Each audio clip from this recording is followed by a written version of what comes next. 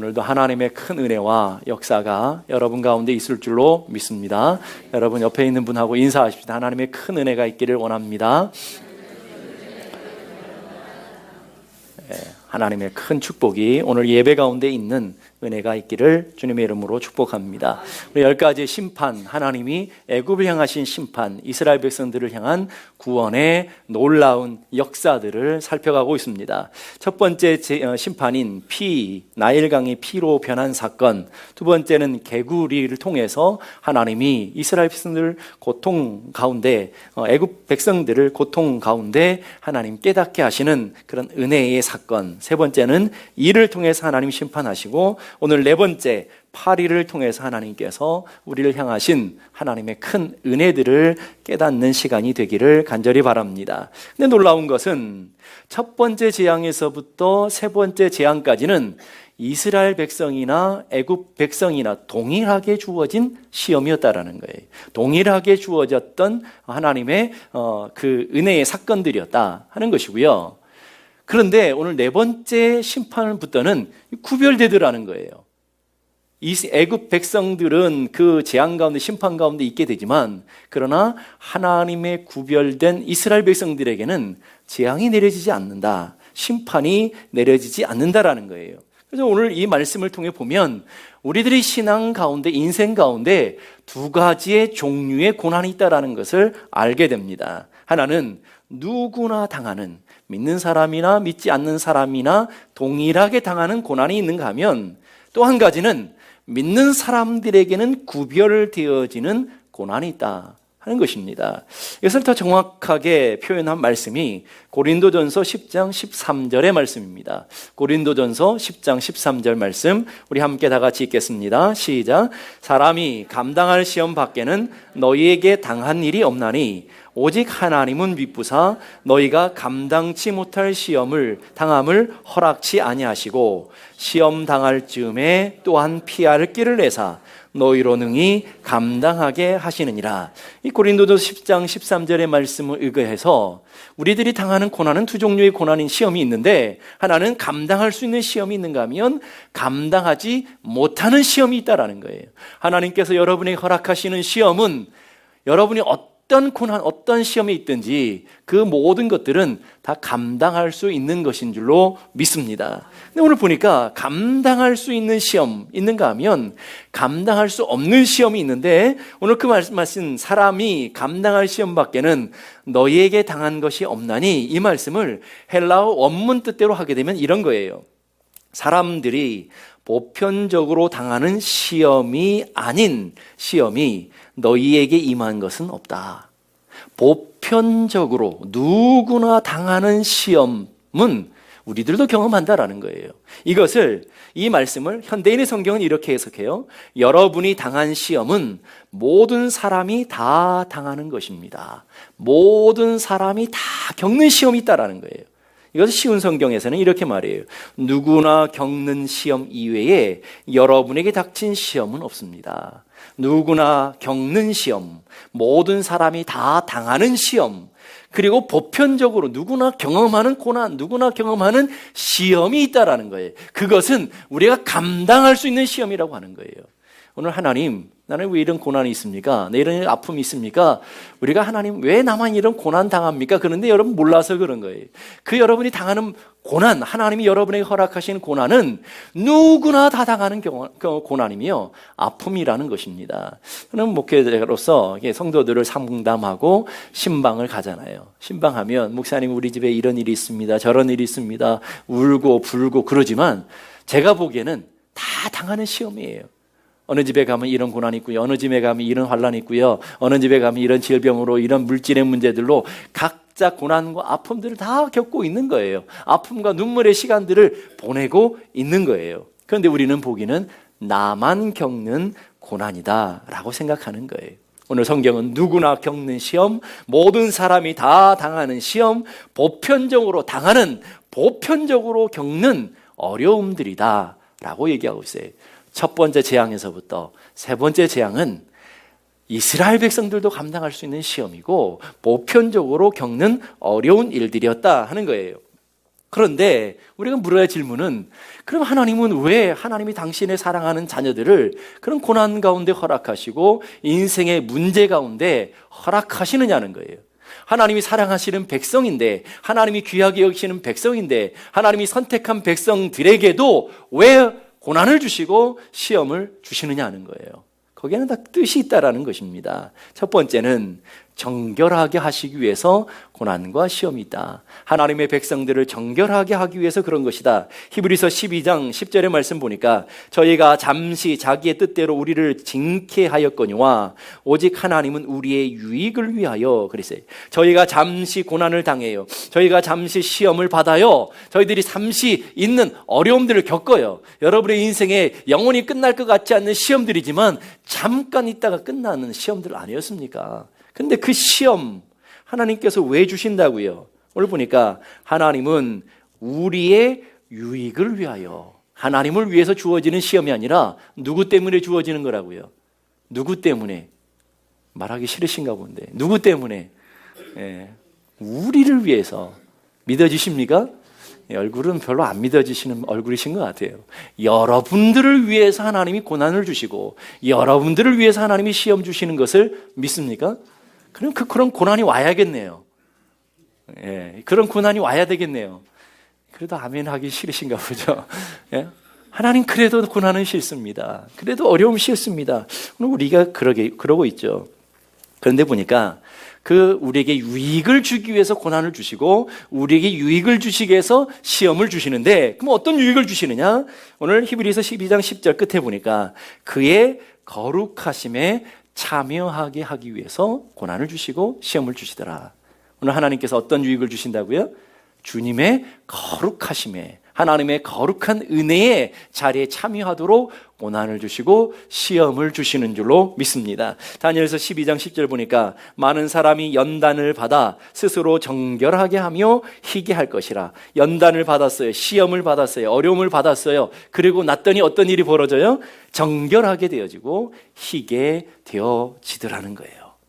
그런데 그런 고난 앞에서 두 가지의 반응이 있더라는 거예요. 성도들도 신방 가면 그런 고난, 동일한 누구나 보편적으로 겪는 고난들이 집집마다 다 있어요. 없는 집 없어요. 저 집은 저 사람은 행복해 보이고 저 집에 문제가 없는 것 같죠. 근데 얘기를 안 해서 그렇지 집집마다 다 고민이 있어요. 말 못하는 아픔이 있어요. 말 못하는 어려움들이 있다고요. 그런데 그 말 못하는 어려움들 앞에서 두 가지의 반응이 있어요. 오늘 다니엘서를 다시 한번 보십시다. 악한 자는 아무도 깨닫지 못하되 오직 지혜 있는 자는 깨달으리라. 하나님이 주시는 시험과 어려움들을 믿음으로 깨달아서, 은혜로 깨달아서 왜 내게 이런 고난을 주셨는지, 왜 내게 이런 시험을 주셨는지 그것을 잘 받아서 하나님의 거룩한 은혜의 자리로 나아가는 지혜로운 사람이 있는가 하면 불평하고 원망하고 고통하며 이런 인생을 살아가는, 그래서 맨날 시험과 어려움과 고난만 겪는 깨달음이 없는 그런 불쌍한 인생들도 있더라는 거예요. 그게 바로 오늘 우리들의 삶의 모습은 아닐까 하는 것입니다. 여러분 어떤 종류의 사람이에요? 여러분들은 고난 앞에 서면 그것을 깨달아서 믿음으로 반응하고 믿음으로 깨달아서 하나님의 은혜의 자리로 나아가는 사람들입니까? 아니면 불평하고 원망하며 하나님 왜 나에게 이런 고난을 주십니까? 하나님 나를 사랑하신다고 하면서 어떻게 그럴 수 있습니까? 많이들 해보시지 않으셨어요, 여러분? 안 하신 것처럼 얼굴을 그렇게 변색을 하고 계시면 안 돼요, 여러분. 우리가 매일 그러고 있잖아요, 여러분. 왜 나만 이런 고난을 당합니까? 왜 나만 이런 어려움이 있습니까? 우리는 그렇게 불평하며 원망하는 거예요. 연단은 우리를 거룩해 하고요, 시험은 우리를 정결케 하는 믿음의 과정이라 그랬어요. 바람이 불어야 알곡과 쭉정이가 나눠지는 거예요, 여러분. 여러분 어렸을 때 많이 보셨죠? 시골에서. 여러분 타작하면 그 곡식들을 다 걷어다가 어떻게 해요? 까불리잖아요. 까불리려면 뭐가 불어야 돼요? 바람이 불어야 돼요. 바람이 불면 알곡은 모여지고요, 쭉정이는 어때요? 다 흩어져서 밖으로 나가는 거예요. 여러분 키질 하잖아요. 키질 하면 할수록 알곡은 어떻게 돼요? 안으로. 쭉정이는 밖으로. 그런 애들 찬양이 있잖아요. 시험이 오면 알곡은 안으로. 쭉정이는 밖으로. 여러분 어느 쪽이에요? 여러분 인생에 고난이 오고 여러분 인생에 시험이 오면 안으로 들어오는 성도입니까? 알곡 성도입니까? 아니면 밖으로 나가는 쭉정이 성도인 것 같습니까? 뭐 저한테 얘기할 필요는 없어요. 여러분 속으로만 생각하시라는 거예요. 속으로만. 어느 쪽이에요, 여러분? 알곡 성도. 여러분 알잖아요. 내가 고난 앞에서, 인생의 문제 앞에서 내가 주님 앞에 더 간절히 가고 있고 기도의 자리로 더 나가고 있고 하나님의 말씀을 더 붙들고 있으면 여러분은 분명 알곡 성도가 맞아요. 그런데 하나님 앞에 불평하며 믿음으로부터 멀어지며 왜 나만 이런 고난을 주십니까? 하고 하나님 앞에 앙심을 품고 달려들고 있다면 여러분은 믿음의 성도라기보다는 불신앙의 성도일 거라는 거예요. 불에 들어가야 찌꺼기와 정금이 구별되는 거 아니겠어요? 원석으로 캐다가지고 불 속에 들어가야 찌꺼기는 떨어지고 정금이 되어지는 그런 놀라운 은혜가 있는 거 아니겠습니까? 성도의 시험이 와야, 환난이 와야, 고통이 있어야 진짜와 가짜가 나눠지더라는 거예요. 진짜는 언제나 하나님 앞에 고난이 오면 하나님 앞에 더 가까이, 믿음으로 더 가까이 나아가지만 가짜는 떨어지는 거예요. 가짜는 멀어지는 거예요. 그럼 여러분은 어느 쪽이냐는 거예요. 요한계시록 7장에 보면 흰옷 입은 14만 4천 명의 성도들의 모습을, 성도들의 이야기들을 그려주고 있어요. 성도들을 정확하게 표현해주고 있어요. 그런데 24장로가 그 성도들의 모습을 보다가 주님께 물어요. 아니 저 사람들은 도대체 누굽니까? 저 사람들은 도대체 어떻게 된 사람들입니까? 그랬을 때 예수님이 이렇게 대답해요. 요한계시록 7장 14절 우리 함께 다 같이 읽어보십시다. 시작. 이는 큰 환난에서 나오는 자들인데 어린 양의 피에 그 옷을 씻어 희게 하였느니라. 자 보세요. 어디로부터 나오는 자들이라고요? 큰 환난에서부터, 고난에서부터, 시험으로부터 나올 때에 정결한 신부가 되어지는 거예요. 정결한 신부가 되어지는 거예요. 시험과 환난을 통해서 하나님 앞에 더 가까이 나가게 돼요. 시험과 환난을 통해서 예수 그리스도의 보혈을 의지하게 되고 믿음을 의지하게 되고 믿음으로 살아가는 정결한 하나님의 백성이 되어지는 거예요. 그래서 하나님의 백성들에게, 교회에게 고난을 주시고 환난을 허락하시는 줄로 믿습니다. 여러분 당하는 고난을 통해서, 여러분을 당하는 연단을 통해서 오늘 하나님이 계획하시고 하나님이 꿈꾸시는 그 계획, 그 섭리가 어디에 있는 거예요? 여러분들을 죽이려고 하는 것이 아니라, 여러분을 잡수시려고 하는 것이 아니라, 여러분들이 그 고난을 통해서, 그 시험을 통해서 정결한 주님 앞에 설 수 있는 신부 만들어 가시는 줄로 믿을 수 있기를 바랍니다. 여러분, 그 고난이 있어야 되는 거예요. 시험이 있어야 된다고요.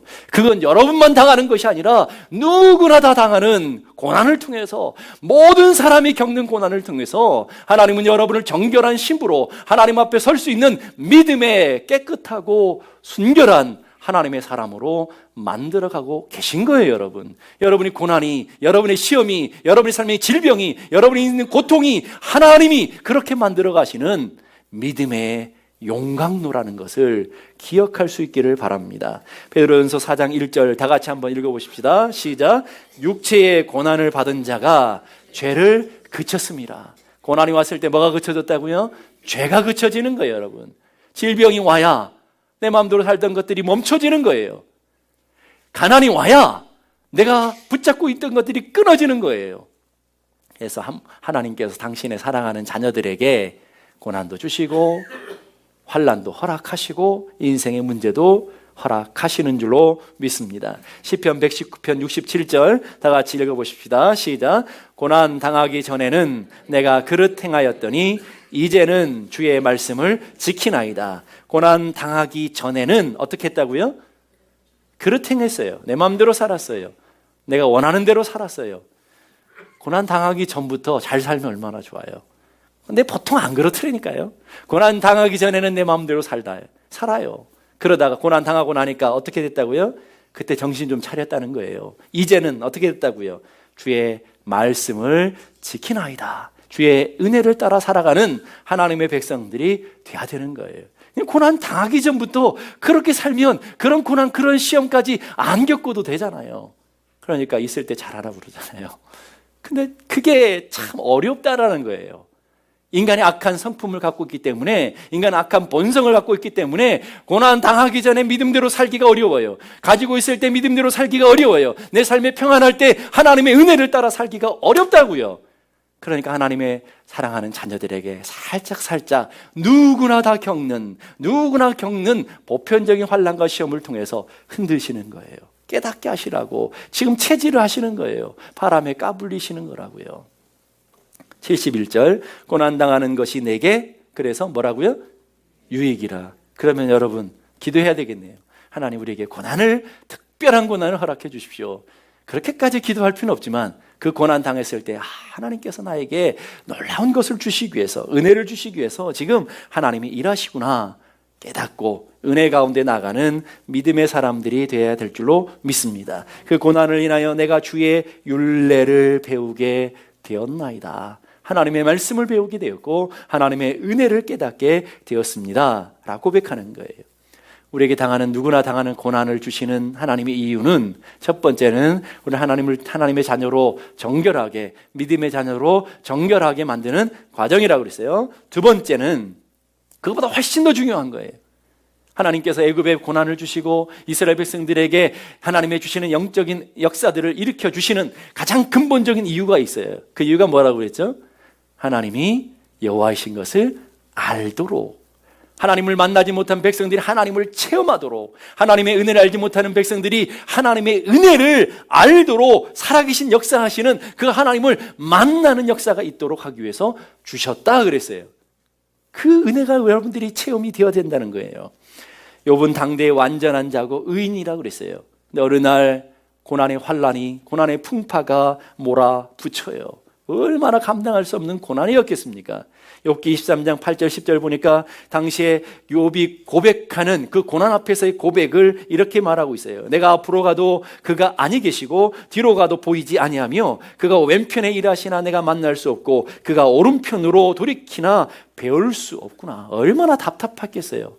하나님 앞에 가서 하나님 흔들면서 믿음으로 기도함으로 주여 하고 나갔는데 앞에서 만날 수가 없어요. 그럼 뒤에 계신가? 뒤에 갔더니 뒤에서도 경험할 수 없어요. 좌우를 돌아봐도 막힌 것밖에 없어요. 얼마나 답답하겠어요.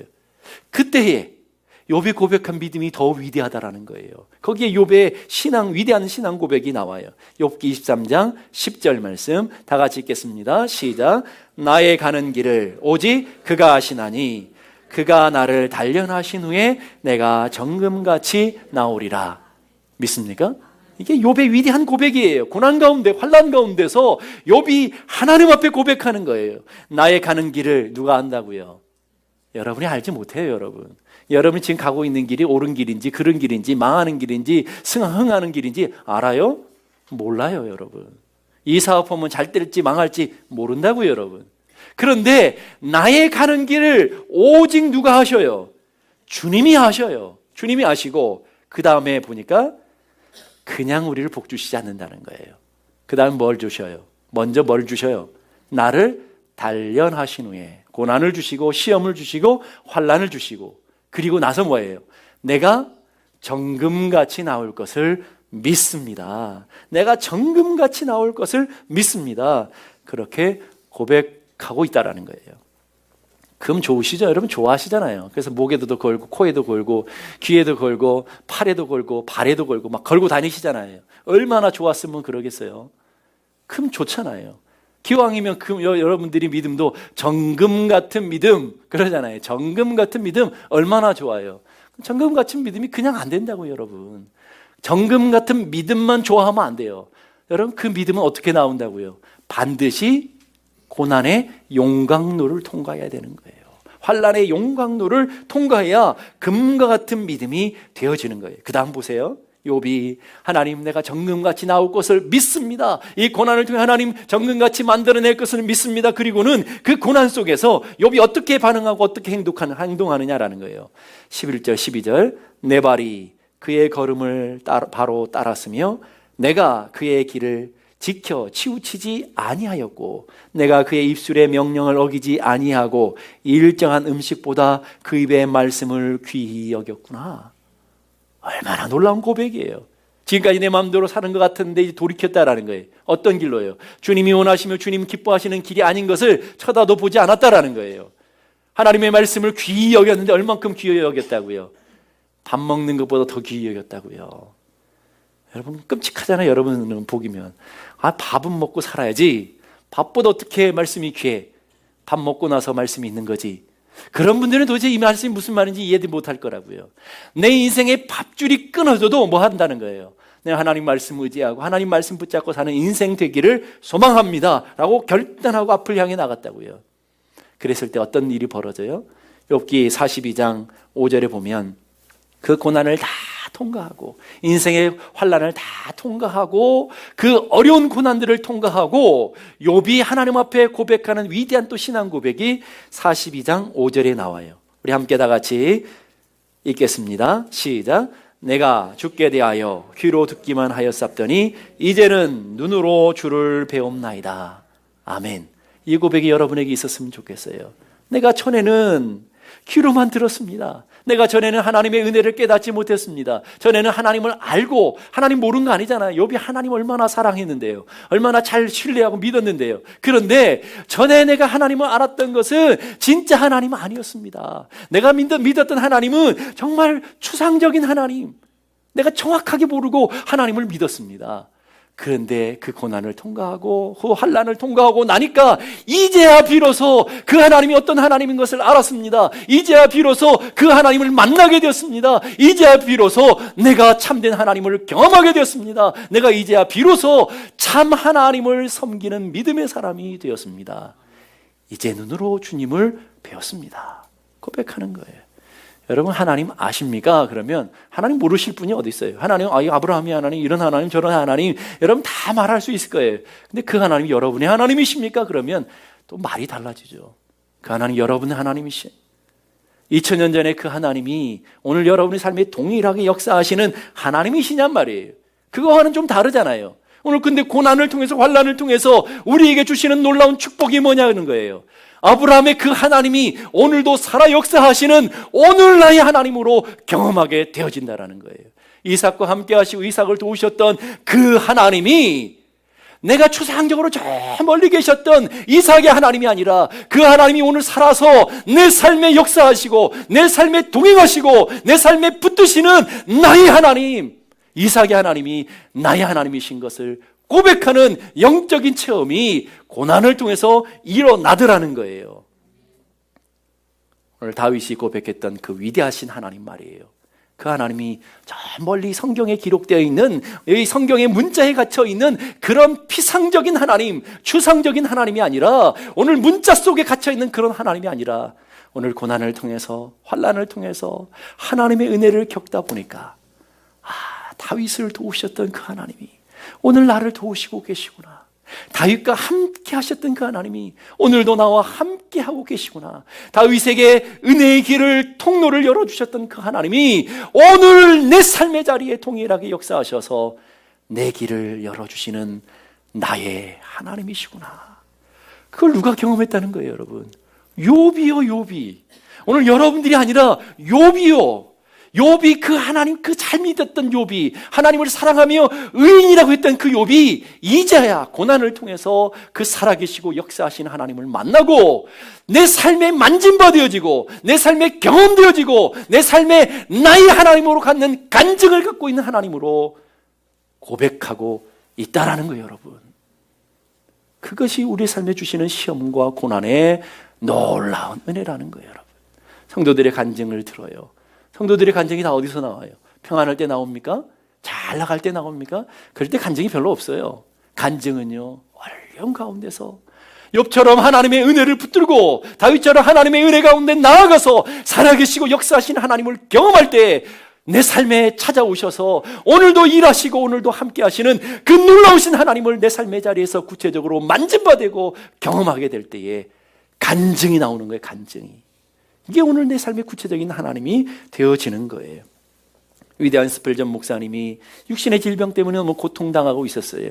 성도들이 찾아가서 목사님을 위로해요. 어떻게 하면 좋습니까? 기도하고 있습니다. 이렇게 위로하는데 스펠전 목사님이 성도들에게 이런 얘기를 했대요. 내가 병으로 심한 고통을 당하고는 있지만 그 아픔보다 주님은 내게 더 가까이 와 계십니다. 스펄전 목사님이 매일 하나님을 설교하고 하나님의 은혜, 복음을 설교하며 다녔던 위대한 설교의 황제시잖아요.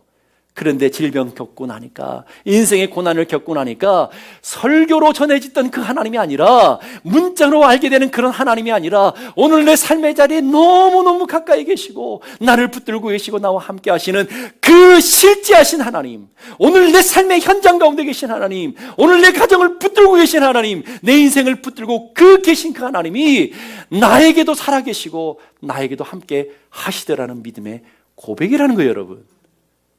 오늘 그 고백이, 그 능력이, 그 권세가 오늘 성도들의 고난의 자리에 있다라는 거예요. 어려움의 자리에 있다라는 거예요. 그 하나님 만나라는 거죠. 그 하나님 경험하라는 거예요. 그러니까 그 하나님 만나지 못하면 맨 고난만 당하다가, 고난만 당하다가 인생을 끝나버리는 그런 사람들이 되고 마는 거예요, 여러분. 고난만 겪지 말고 뭘 경험해야 돼요? 하나님을 만나고 하나님을 체험하는 영적인 간증이 풍성한 믿음의 사람들이 되어야 될 줄로 믿습니다. 지난번 총회에 갔을 때 일이에요. 총회 가서 목사님들과 함께 어울려서 식사를 하는데 어디서 멀리서 오신 목사님이 자기 교회 집사 한 사람에 대한 간증을 하더라고요. 자기 교회에 참 특이한 집사가 하나가 있습니다. 그러면서 너무 많은 어려움들을 당했대요. 정말 감당할 수 없을 것 같은 그런 어려움들을 당했는데 아들이 얼마나 평생을 속썩이는지 아들 때문에 정말 힘들어했대요. 그런데 어느 날 집을 나가버렸어요. 그것만 있으면 좋은데 그 고난은 겹쳐서들 오잖아요. 남편이 길을 가다가 교통사고가 났는데 너무 큰 교통사고가 나가지고 꼼짝달싹 못하는 그런 어려움을 겪게 되었어요. 목사지만 신방을 매일 가지만 특별히 위로할 말이 없어서 집사님 우리 함께 기도합시다. 제가 기도하고 있습니다. 그랬더니 그 집사님이 목사님께 묻더래요. 목사님 뭐라고 기도하고 계세요? 그랬더니 목사님이 집사님 이 고난을 하나님 넘어가게 해주십시오. 이 고난을 하나님 이 어려움들을 면케 해주십시오. 그랬더니 그 집사님이 목사님 앞으로 그런 기도하지 마십시오. 이 고난은 하나님께서 저희들에게 주신 것을 믿습니다. 이 고난을 통해 하나님이 주시는 놀라운 은혜와 복이 있을 것을 믿습니다. 이 고난을 통해서 그 은혜와 복을 받을 수 있도록 우리가 잘 견뎌내서 그 은혜와 복을 받을 수 있도록 그렇게 기도해 주십시오. 하나님의 뜻 가운데 온전히 서게 해달라고 저희 가정을 위해서 그렇게 기도해 주십시오. 그랬다라는 거예요. 얼마나 감동이 돼요? 감동이 안 됩니까? 그래서 저는 속으로 우리 교회는 그런 사람들 많은데 거긴 한 사람 보고 그렇게 감동을 받는 목사님 얼마나 감동이 돼요. 웃으시는 분들은 무슨 뜻인지 아시죠? 얼마나 감동이 돼요. 위로하는데 그 위로를 받기보다는 하나님의 주시는 고난을 믿음으로 받아들이고 하나님 이 고난을 통해서 우리에게 허락하신 하늘의 복, 신령한 은혜를 사모하며 고난 가운데로 들어가는 위대한 믿음의 사람들이 있는 모습을 보면서 목회자가 용기를 가지고 간증하는 거예요. 그 집사님 복 받았을까요? 안 받았을까요? 안 받았으면 그 목사님이 자신 있게 간증했겠어요, 여러분? 그렇잖아요. 그러면서 한편은 그런 생각을 하는 거예요. 우리 성도들이 인생을 살아도 신앙생활을 해도 저렇게 목회자들의 간증이 되어지는 사람들이 돼야 되지 않겠나. 여러분 인생을 살면서 한 번밖에 살 수 없는 인생을 살면서 누군가의 간증이 되는 그런 인생을 살아야 되지 않겠어요, 여러분? 그냥 목회자가 가가지고 우리 교회 이런 교회 성도, 우린 이런 장로님이 있는데 이런 권사님이 있는데 얼마나 위대한지 모릅니다. 목사지만 그 믿음이 존경스럽습니다. 이런 성도들이 많아야 되지 않겠어요, 여러분? 오늘 여러분이 자녀들을, 여러분 부모들을 보면서 우리 부모들은 인생의 고난과 환난이 많았지만 우리 부모들은 믿음으로 기도하며 이 어려움들을 잘 승리하는 위대한 믿음의 사람들이었습니다. 여러분 자녀들이 부모의 믿음을 보면서 간증할 만큼 그만큼 그보다 위대한 일이 더 어디 있어요, 여러분? 여러분 그런 간증 가진 사람들이 돼야 되지 않겠어요? 그런데 보니까 맨 고난만 겪는 사람들이 있는 것 같아요. 고난만 겪고 또 다른 고난만 겪고 간증 없고 삶의 고백이 없는 하나님 체험이 없는 믿음의 사람들이 너무나 많더라는 거예요. 옆에 분하고 인사하십시다. 간증이 되는 삶을 삽시다. 이렇게. 다시 한번 당신은 나의 간증이야. 이렇게. 당신이 나의 간증이 되었으면 좋잖아요, 여러분. 오늘 여러분들이 저의 간증이 되어지고 여러분 남편이 아내의 간증이 되어지고 아내가 남편의 간증이 되어지고 자녀들이 부모의 간증이 되어지는 그런 복된 인생이 되기를 주님의 이름으로 축복합니다. 그렇게 감당할 시험은 하나님 우리에게 허락하셔서 그런 하나님의 놀라운 뜻들을 이뤄 가셔요. 그런데요, 하나님은 감당할 수 없는 시험을 우리에게 피할 길을 허락하시더라는 것입니다. 22절, 그날에 나는 내 백성이 거주하는 고센 땅을 어떻게 한다고요? 구별하여, 구별해서 하나님께서 이 애굽 땅에 파리떼들을 다 보내시지만 어디만은 하나님의 백성들이 거하는 곳에만은 하나님이 지키시고 하나님이 보호하시고 주님의 생명싸개로 품으시는 하나님의 놀라운 은혜들이 있는 것을 믿을 수 있기를 바랍니다. 그것을 통해서 나는 세상 중에 여호와인 것을 알게 할 것이다. 너희들은 나의 백성들인 것을 이 하나님만 믿는 사람들에게 보여주시겠다 하는 거죠, 여러분. 오늘 여러분들이 그런 분들이 되어야 되지 않겠습니까? 23절 보니까 내가 내 백성과 내 백성 사이를 어떻게 한다고요? 구별하여. 그 다음에 이것이 이 사람들의 삶의 표징이 될 것이다. 증거가 되어진다는 거예요, 여러분. 표징, 사인이 된다라는 거예요. 하나님 살아계셔서 하나님의 백성들을 돌보시고 하나님의 백성들을 지키시는 분이시라는 것을 구별하시는 하나님. 이게 오늘 여러분들이 믿는 하나님이시라고요. 오늘 여러분들이 당하는 고난은 감당할 수 있는 시험이고요. 여러분이 감당할 수 없는 시험은 하나님께서 뭘 주신다고요? 피할 길을 허락하시는, 구별하시는, 시험 당할 쯤에 피할 길을 내시는 하나님이신 것을 믿을 수 있기를 간절히 바랍니다. 그렇기 때문에 두려워하지 마세요. 하나님께서는 여러분보다 여러분들을 더 잘하시는 하나님께서는 감당할 시험만 주셔요. 그러니까 여러분들이 당하는 시험은 다 감당할 수 있는 거고요. 여러분 감당할 수 없는 시험은 하나님이 주시지도 않은 것을 믿을 수 있기를 바랍니다. 다니엘은 하나님 앞에 기도하다가 사자굴에 던져졌어요. 사자굴에 던지면 죽어요, 살아요? 죽죠. 산다고 하시는 분 제가 한번 사자굴에 던져봐 드릴게요. 죽어요. 죽음의 길이라고요. 그런데 그 죽음의 길에 또 다른 사는 길이 있었던 것을 믿을 수 있기를 바랍니다. 하나님이 피할 길을 내신 줄로 믿습니다. 다니엘의 세 친구 사드락 메삭 아벳느고는 우상에 절하지 않다가 풀무불에 던져지게 되었어요. 풀무불에 던져지면 살아요, 죽어요?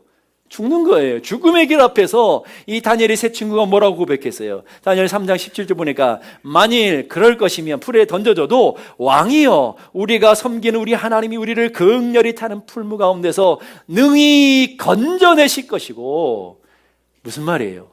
피할 길을 허락하실 것이고, 우리는 그런 하나님을 믿습니다. 인생의 혼란이 오면, 인생의 어려움들이 오면 하나님 내가 감당할 수 없으면 피할 길을 허락하실 것을 믿습니다. 그걸 고백하는 거예요. 그 다음에 보세요. 그리 아니하실지라도 왕이요 우리가 왕의 신들을 섬기지도 아니하고 왕의 세우신 금신상에게 절하지도 아니할 줄을 아옵소서. 만약 하나님 죽이셔도 믿음으로 감당하겠습니다. 얼마나 멋져요. 우리의 믿음의 선진들은 이렇게 멋졌어요. 멋졌다고요. 멋들어졌다고요. 신앙 하루를 살아도 이렇게 멋들어진 신앙을 살았다고요. 오늘 여러분들의 믿음이 이렇게 멋들어진 믿음이 되었으면 좋겠다라는 거예요. 풀무에 던져졌는데 살았어요, 죽었어요? 살았어요. 그 풀무 가운데, 죽음의 길 가운데 산길이 열렸고요. 그 죽음의 길 가운데 생명의 길이 열렸고요. 그 죽음의 길 가운데 피할 길이 열린 줄로 믿을 수 있기를 간절히 바랍니다. 그 풀무 가운데 하나님께서 살 길을 예비해 두셨다고요. 그 예비하신 하나님을 우리는 여호와 일의 하나님이라고 그러잖아요. 피할 길, 살 길을 예비하시는 하나님이신 것을 믿을 수 있기를 바랍니다.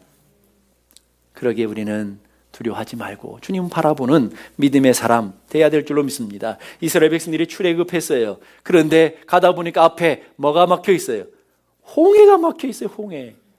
홍해가 가로막혀 있어요. 근데 뒤에는 뭐가 쫓아와요?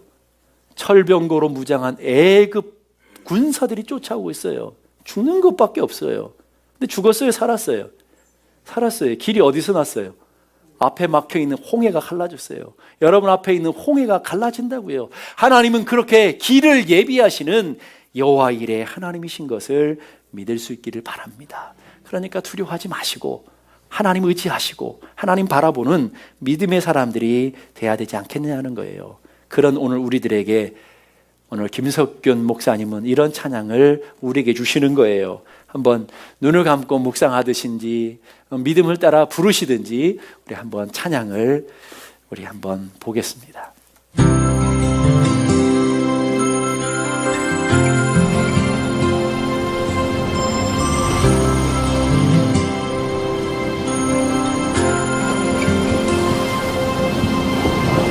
사방이 가로막혀 절망하나니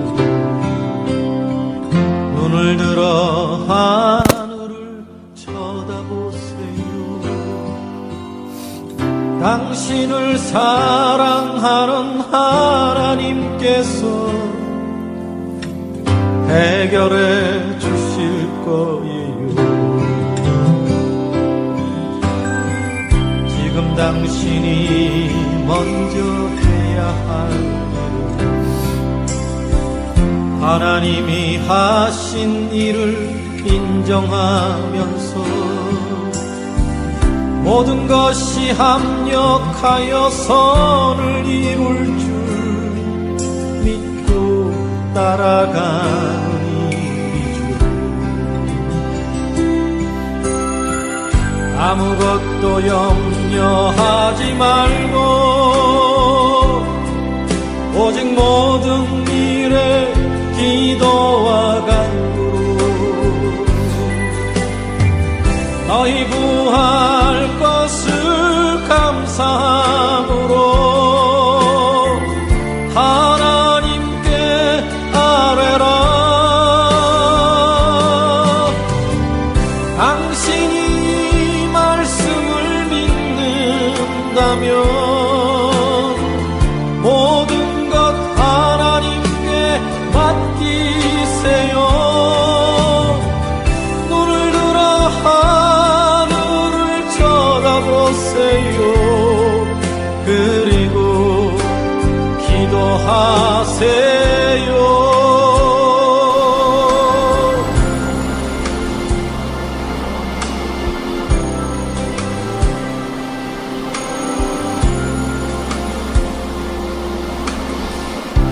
끝없는 고난으로 울고 있나요? 눈을 들어 주님을 바라보세요. 당신을 창조하신 하나님께서 해결해 주실 거예요. 지금 당신이 먼저 해야 할 일은 하나님이 하실 일을 신뢰하면서 모든 것이 합력하여 선을 이룰 줄 믿고 순종하는 일이죠. 아무것도 염려하지 말고 오직 모든 일에 기도와 간구로 너희 구할 것을 감사함으로 하나님께 아뢰라. 하나님의 이 약속을 믿는다면 모든 것 주님께 맡기세요. 눈을 들어 주님을 바라보세요. 그리고 감사하세요. 하나님의 이 약속을 믿는다면 모든 것 주님께 맡기세요. 눈을 들어 주님을 바라보세요. 그리고 찬양하세요. 그리고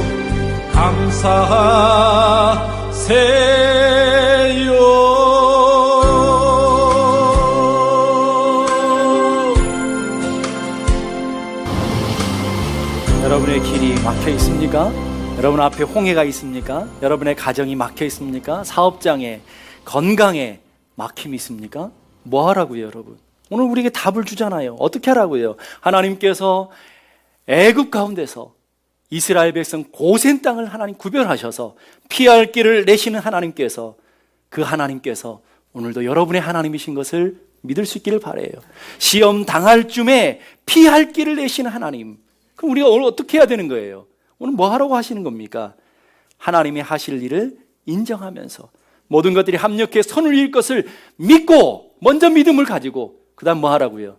아무것도 염려하지 말고 기도하라는 거예요, 여러분. 하나님 앞에 나오라는 거예요. 하나님을 믿으라는 거예요. 그래서 하나님은 믿부사, 하나님은 믿음직스러우신 분이기에, 하나님은 신실하신 분이기에, 우리는 늘 손바닥 뒤집기보다 더 쉽게 우리의 마음이 변하지만, 기분 따라 변하고 감정 따라 변하고 환경 따라 변하고 이익 따라 변하지만, 하나님은 영원하신 신실하신 하나님이시기에 하나님 앞에 나오라는 거죠. 하나님 붙들라는 거예요, 여러분. 이런 작심삼일이란 말이잖아요. 사람이 계획하면 3일도 못 간다면서요. 3일까지 가면 다행이가요. 그럼 3일마다 계획을 하면 되잖아. 그런데 하루도 못 가요. 그래서 조변석계 아니겠어요?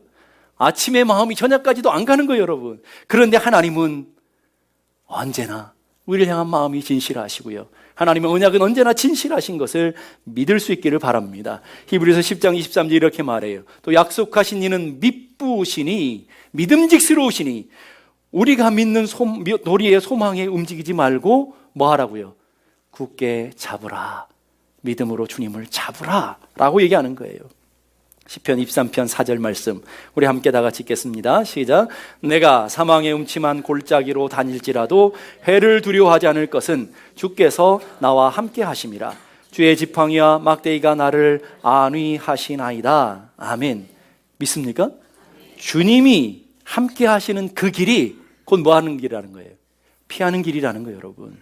아무리 우리 눈에 보기에는 사망의 음침한 골짜기라도, 아무리 애굽이라도, 아무리 홍해라도, 아무리 내 앞에 여리고가 놓여 있다 할지라도 주님과 함께하는 그것이 길이라는 거예요, 여러분. 그게 생명이라는 거예요. 그래서 내가 곧 길이요, 내가 곧 진리요, 내가 곧 생명이다 그랬어요.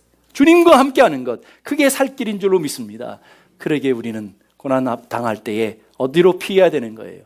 피난처 되시는, 도피성이 되시는 주님의 날개 그늘로 들어가야 되는, 주님의 날개 그늘로 들어가야 돼요. 도피성으로 숨어야 되잖아요. 근데 뻣뻣하게 버티고 있다가 여기저기 총알 맞잖아요. 계속 날아오는 총알 맞지 말고 주님 앞에 나아가 엎드려 기도하는 믿음의 사람들이 될 수 있기를 바랍니다. 그러기에 기도가 사는 길이고, 기도가 생명의 길이고, 기도가 피할 길인 것을 믿을 수 있기 바라요. 머리로만 알지 마시고 여러분이 손으로 엎드리시고 여러분의 무릎으로 엎드리셔서 손을 들고 주님 앞에 나가서 그곳이 정말 피할 길이구나, 그것이 정말 살 길이구나라는 것을 깨닫고, 욥처럼 전에는 내가 귀로만 주님을 들었었는데 이제는 내가 눈으로 주님을 배웠습니다. 살아계신 하나님이 내 삶에 역사하시고 내 삶에 함께 하시는 놀라운 살아계신 하나님이신 것을 내가 고백합니다. 영적인 간증을 갖고 살아가는 믿음의 사람들이 되기를 주님의 이름으로 축복합니다.